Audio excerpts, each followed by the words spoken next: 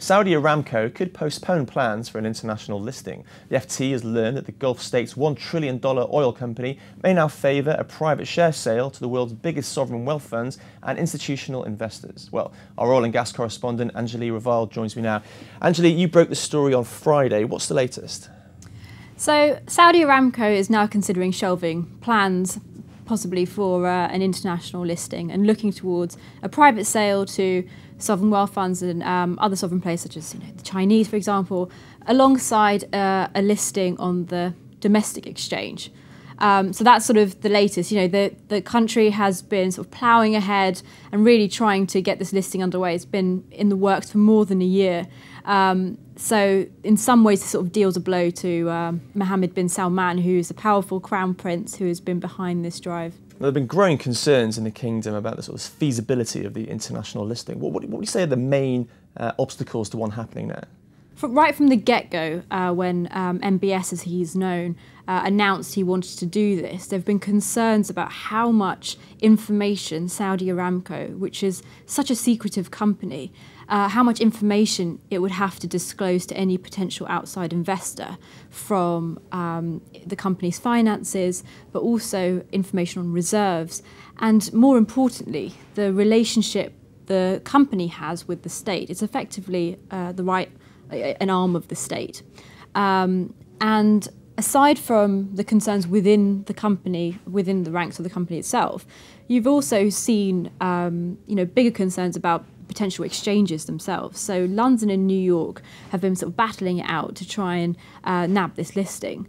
But there are concerns, for example, with New York. Legal advisors to Aramco have said this is the riskiest of all options because there's new legislation in the US which enables families of the victims of 9/11 to sue Saudi Arabia. At the same time, with the London listing, you've got the investment community here up in arms about any watering down of sort of listing rules to allow a flotation. So there's lots going on. So potential risks of any international flotation, whether it's UK or US. What about the advantages of this kind of private placement / domestic listing? What is there to be gained for Saudi Aramco by going down that route? Fundamentally, I think it's about control. They're able to control the message more, much more. They don't have to sort of disclose, all the information maybe they would have needed to if there was going to be a stock exchange listing. So you're able to have sort of much more one-on-one relationships with particular investors, and at the same time, when it comes to the domestic listing, you are fundamentally able to sort of have a hand in how the company is portrayed. The Saudi exchange doesn't have the same governance rules and the same listing rules as a big exchange in New York or London, for example. And just a final question. Clearly, this is a huge deal in Saudi Arabia. Why is it so important to the kingdom? For Mohammed bin Salman, this is the centrepiece of these overarching economic reforms. The country needs to diversify away from oil. But what MBS is trying to do is through a whole series of privatisations, of which this is the biggest one. He wants to basically use the proceeds of an Aramco IPO, and the proceeds would be invested into non-oil industries.